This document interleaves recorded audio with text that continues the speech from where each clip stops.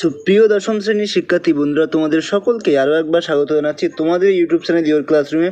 তো আজকের ভিডিওতে আমি তোমাদের কিন্তু সেরা সেকেন্ড ইউনিটের ভূগোলের 100টি 3 নম্বর প্রশ্নের উত্তর সম্পূর্ণ পিডিএফ সহকারে উত্তর সহকারে দেখাবো। তোমরা যদি এইগুলো করে যেতে পারো তাহলে তুমি কিন্তু এখান থেকে 3 নম্বরের সব কোশ্চেনগুলোই কমন পেয়ে যাবে।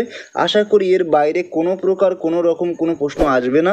আর শুধুমাত্র এটা সেকেন্ড ইউনিট নয়, তোমার কিন্তু এটা টেস্ট এবং মাধ্যমিকের জন্য এই অধ্যায়গুলো কিন্তু তৈরি হয়ে যাবে। সুতরাং যারা পিডিএফটা নিতে চাও অতি অবশ্যই স্ক্রিনে দেওয়া হোয়াটসঅ্যাপ নাম্বারে আমার সাথে যোগাযোগ করবে। এটা পেইড পিডিএফ কী করে তোমরা পাবে আমি তোমাদেরকে ডেফিনেটলি বলে দেবো, ঠিক আছে? তো চলো ভিডিওটি শুরু করা যাক। তো ভিডিও শুরু করার আগে আজকে একটু দেখে নাও, যেহেতু তোমাদের 3 নম্বর দেবো। তো বায়ুমণ্ডল, বাড়িমণ্ডল, ভারতের অর্থনৈতিক পরিবেশ, এই 3খানা থাকবে। 3 নম্বরের প্রশ্ন কটা থাকবে দেখো, তোমাদের দুটো 3 নম্বরের প্রশ্ন লিখতে হবে, 6 মার্কসের থাকবে, ঠিক আছে? যদি তোমরা এইগুলো করে যেতে পারো তাহলে এই 6 নম্বর কিন্তু সম্পূর্ণ তোমার হাতের মুঠোয় থাকবে। এই নিয়ে তোমার কোনো চিন্তা করতে হবে না। এরপরে আমরা দেখো এখানে আসবো যে দ্বিতীয় অধ্যায় থেকে সম্পূর্ণ অধ্যায় ভিত্তিক পেয়ে যাবে, এর বাইরে কোনো কোশ্চেন হবে না। অধ্যায় ভিত্তিক কোশ্চেন, সবটাই পয়েন্ট ওয়াইজ কোশ্চেন এবং সবটাই কমনযোগ্য কোশ্চেন, ঠিক আছে? আর সহজসাধ্যভাবে কিন্তু আমি উত্তরগুলোকে সম্পূর্ণভাবে লিখে রেখে দিয়েছি, তোমরা একটু একবার জাস্ট দেখে নাও। এখানে বায়ুমণ্ডলের 2.1-এর বায়ুমণ্ডলের ধারণা, উপাদান ও এর স্তর বিন্যাস, ঠিক আছে? এখানে প্রতিটি প্রশ্নের মান কিন্তু 3। যেহেতু বলেছি যে তোমাদেরকে সেটা আমি 100খানা কোশ্চেন আজকে দেবো উত্তর সহকারে, ঠিক আছে? শুধু সেকেন্ড ইউনিটকে নিয়ে চলো না, এটাকে টেস্ট এবং মাধ্যমিকের রেসপেক্টেই পড়া শুরু করে দাও, তাহলে কিন্তু তোমাকে আর টেস্টের আগে এটা নিয়ে বেশি খাটতে হবে না বা চিন্তিত থাকতে হবে না। প্রথম প্রশ্ন রেখেছে দেখো, স্ট্র্যাটোস্ফিয়ার স্তরকে শান্তমণ্ডল বলে কেন? তো এখানে দেখো লেখার প্যাটার্নটাও একটু দেখে নাও যে কী করে ফুল মার্কস ওঠে পরীক্ষায়, ভূগোলে বিশেষ করে। তোমার কাছে যা চাওয়া হলো তুমি যা সেটাকেই সামনেই তুললে, অর্থাৎ এক্সামিনার তোমাকে জিজ্ঞেস করেছে কি যে স্ট্র্যাটোস্ফিয়ারকে শান্তমণ্ডল বলে কেন। এবার কেন শান্তমণ্ডল বলে সেটাকে তুমি সামনে আনলে, আনার পরে যে পয়েন্টসগুলো তোমার মাথায় আছে, যেগুলো আমার মাথায় ছিল, যেগুলো আমি পড়াশুনো করেছি, ঠিক সেইগুলোই আমি কিন্তু এখানে তুলে রেখে দিয়েছি। তার মানে কি, যা কোশ্চেনে চাওয়া হলো তাই আমি লিখে দিয়ে এসেছি। আমি পড়াশুনো করেছি, আমি এইটুকুর উপরে ছাড়া আমি এতটুকু জানি, ব্যাস, ঠিক আছে? এরকমভাবে লিখে আসলে কি হয়, ফুল মার্কস পাওয়ার সম্ভাবনা কিন্তু অত্যন্ত বেড়ে যায়। আর এটাই হচ্ছে এই পিডিএফের সম্পূর্ণ কোয়ালিটি, ঠিক আছে? সম্পূর্ণ পয়েন্ট ওয়াইজ সমস্ত প্রশ্নের উত্তর, সম্পূর্ণ যুক্তিসঙ্গত, এখানে প্রত্যেকটা প্রশ্নের উত্তর লেখা, যে কেউ পড়লে কিন্তু ভালো মার্কস তোমরা পাবেই পাবে। অনুরূপভাবে প্রত্যেকটা কোশ্চেনের উত্তর তুমি দেখো, যা চাওয়া হয়েছে এক্স্যাক্ট তাই লেখা হয়েছে, কোনো হাবিজাবি কোনো কিছুই লেখা হয়নি বা কোনো আলতু ফালতু কোনো কিছুই এখানে কিন্তু ইনক্লুড করা হয়নি। যতটুকু দরকার আমার, যতটুকু লিখলে আমি এক্স্যাক্ট নাম্বার পাবো, ঠিক ততটুকু এখানে আমি ইনক্লুড করে রেখেছি। আমার ইতিহাসের নোটসগুলোও কিন্তু সেম এরকমই, ঠিক আছে? আমি যে ইতিহাসের সেকেন্ড ইউনিটে তোমাদের নোটস দিয়েছি, ফার্স্ট ইউনিটের আমি একটু নিজের পড়াশোনার জন্য ব্যস্ত আছি বলে আমি ইতিহাসের লাস্ট দুটো চ্যাপ্টারের কাজ করতে পারছি না। যখন আমি আমার পরীক্ষাগুলো শেষ করে ফেলবো তখন আমি ডেফিনেটলি আবার তোমাদের সামনে এরকম কাজ নিয়ে কিন্তু হাজির হয়ে যাব। তো যারা সেকেন্ড ইউনিটের ইতিহাস ভূগোলের সম্পূর্ণ এমসিকিউ, এসএকিউ 2, 4, 8, 3, 5 নিয়ে যারা চিন্তিত আসো, ছোটো কোশ্চেন থেকে বড় কোশ্চেন সেকেন্ড ইউনিটের ক্লাস 10-এর, তাদেরকে বলবো স্ক্রিনে দেওয়া হোয়াটসঅ্যাপ নম্বরে আমার সাথে যোগাযোগ করো, অতি অবশ্যই যোগাযোগ করো। তুমি এই নোটসগুলো পড়ে যাও, ডেফিনেটলি এর বাইরে কিন্তু কোশ্চেন হবে না, ঠিক আছে? তুমি একবার জাস্ট পড়ে দেখতে পারো, যদি তোমার এর একবারের পর যদি ভালো না লাগে তাহলে কখনোই আমার থেকে তোমরা নোটস নিতে হবে না, ঠিক আছে? কখনোই নেওয়ার দরকার নেই, বা আমি তোমাকে কখনো বলবো না, তুমি একবার নিয়ে পড়ে দেখতে পারো, অসুবিধা নেই।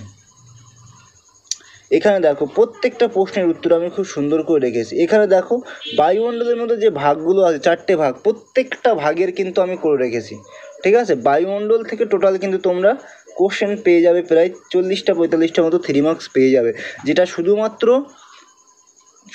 কিন্তু তোমাদের সেকেন্ড ইউনিট নয়, মাধ্যমিক টেস্টের জন্য রেডি হয়ে যাবে। আর যারা টিউশন টিচার আছেন তাদেরকেও বলবো, আপনি যদি সময়ের অভাবে নোটস তৈরি করতে পারছেন না বা আপনার সময় হচ্ছে না, কিন্তু আপনি উন্নত মানের কোয়ালিটি সম্পন্ন নোটস চাইছেন, তো আপনি এই নোটসগুলো একবার দুবার পড়ে দেখতে পারেন, ঠিক আছে? পড়ে দেখে যদি আপনার ভালো লাগে অতি অবশ্যই নিতে পারেন।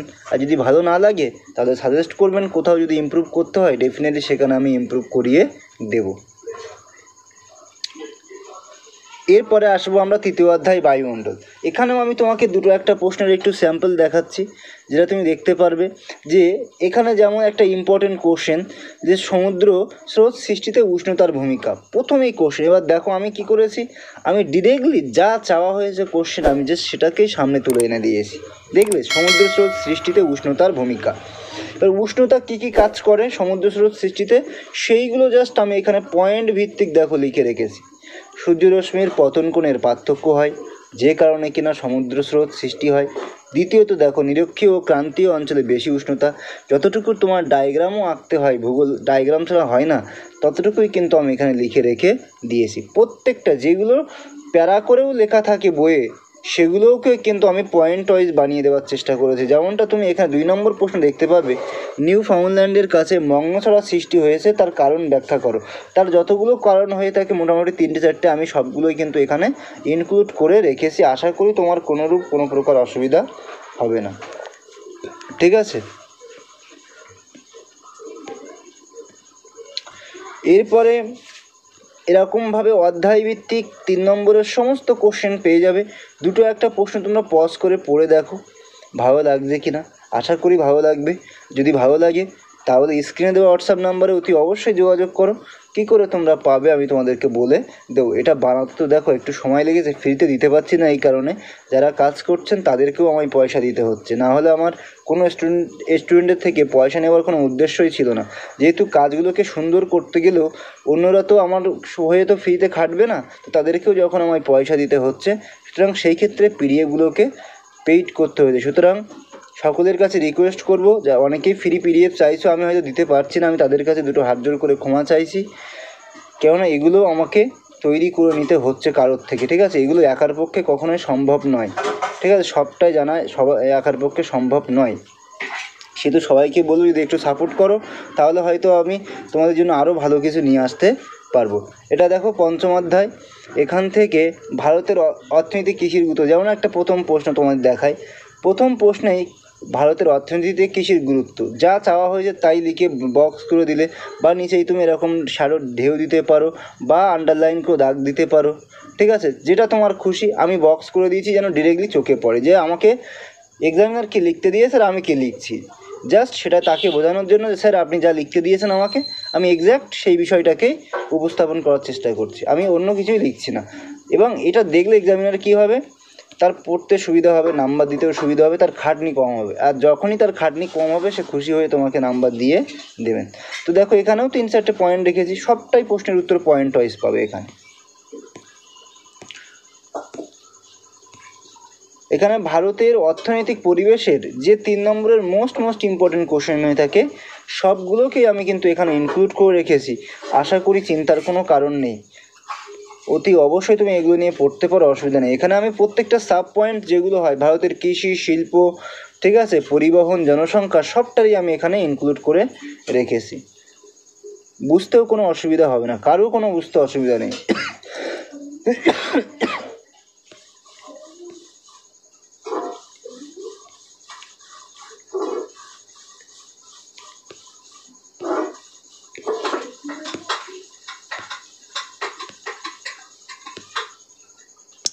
এখানে দেখো 5.9-এরও তাই 5.9-এ আছে ভারতের জনসংখ্যা। তো এখানে হিমালয় পার্বত্য অঞ্চল জনবিরল কেন, এই কোশ্চেনগুলো দেখো। যতটুকু মোটামুটি 3 নম্বরের জন্য 4টে করে পয়েন্ট লেখা উচিত, আমি ঠিক সেই 3-4টে করে পয়েন্ট কিন্তু এখানে লিখেছি। দ্বিতীয় কোশ্চেন, ভারতের গাঙ্গেয় সমভূমি অঞ্চলে জনবসতি নিবিড় কেন, আদমশুমারির সুবিধা অসুবিধা। জাস্ট কোশ্চেনগুলোকে একবার দেখো, বাকি সমস্ত বই সমস্ত নোটসের থেকে দেখবে একটু হলেও মোটামুটি ডিফারেন্ট এই নোটসগুলোতে তুমি পাবে, ঠিক আছে। কেননা সব বইগুলোতে এরকমভাবে পয়েন্টস ওয়াইজ লেখা নেই। আর তুমি যদি ভাবো যে আমি ডিরেক্টলি প্যারা করে লিখে দিয়েছে ফুল মার্কস পাবো, বর্তমান সময়ে কিন্তু সেটা সম্ভব নয়। বর্তমান সময়টাই ব্যতিক্রম হয়ে গেছে। সুতরাং তোমাকেও সময়ের সাথে তাল মিলিয়ে চলতে হবে, পয়েন্ট ওয়াইজ প্রশ্নের উত্তর লিখতে হবে, এক্স্যাক্ট যা লিখতে দেওয়া হয়েছে সেটাই লিখতে হবে। কেননা এক্সামিনারের সময় নেই তোমার ওই সম্পূর্ণ পড়ে শোনার, খুব কম এক্সামিনার এটা করেন। বেশিরভাগটাই ম্যাক্সিমাম এক্সামিনার তারা দেখেন যে প্রশ্নে যা দেওয়া হয়েছে সেই রিগার্ডিং বা সেই রেসপেক্টে তারা লিখেছে কিনা। আর সেই রিগার্ডিং যদি তোমাকে উত্তরকে উপস্থাপন করতে হয়, তো এই নোটস তুমি ফলো করতেই পারো, তাহলে ডেফিনেটলি তোমার কিন্তু হয়ে যাবে। তো বন্ধুরা, এই ছিল তোমাদের সম্পূর্ণ 3 নম্বরের সেরা 100টি সেকেন্ড ইউনিটের জন্য ক্লাস 10-এর ভূগোলের সাজেশন সহ উত্তর। যারা পিডিএফটা নিতে চাও, আরও একবার বলছি, যারা পিডিএফটা নিতে চাও অতি অবশ্যই স্ক্রিনে দেওয়া হোয়াটসঅ্যাপ নাম্বারে আমার সাথে যোগাযোগ করো। কী করে তোমরা পিডিএফটা পাবে আমি তোমাদেরকে ডেফিনেটলি বলে দেবো। তো ভিডিও আর বেশি দীর্ঘায়িত করছি না। যদি ভিডিওটি ভালো লাগে অবশ্যই একটা লাইক করবে, কমেন্ট করবে, শেয়ার করে দিও বন্ধুদের সাথে। আর যদি তুমি আমার চ্যানেলে নতুন হয়ে থাকো অতি অবশ্যই চ্যানেলটিকে সাবস্ক্রাইব করে দিও।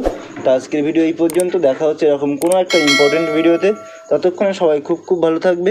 সবাইকে অনেক অনেক ধন্যবাদ।